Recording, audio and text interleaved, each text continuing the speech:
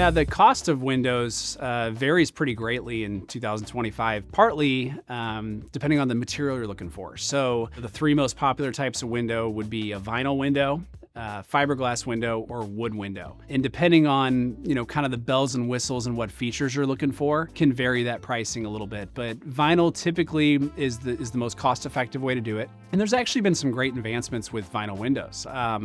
Specifically, the ones we work with are steel reinforced frame. They're lifetime warranted, low E, argon gas. I mean, they have all the punch that you want to see in a window for performance.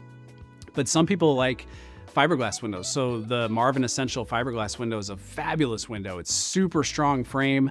You can get it in various colors, inside, outside.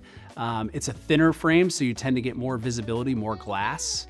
And those are, certainly more expensive than vinyl, upwards of double the cost of vinyl. And then you get into the wood windows. So wood window meaning an exterior aluminum clad with a wood interior. This is popular for people that like a stained interior finish. That's where a wood window would be popular.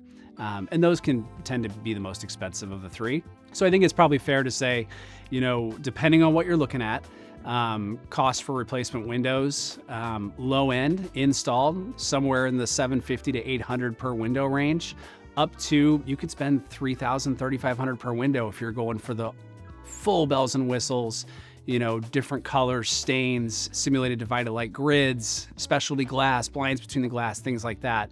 But it seems like with our clients, kind of the average is that $750 to about $1,250 per window.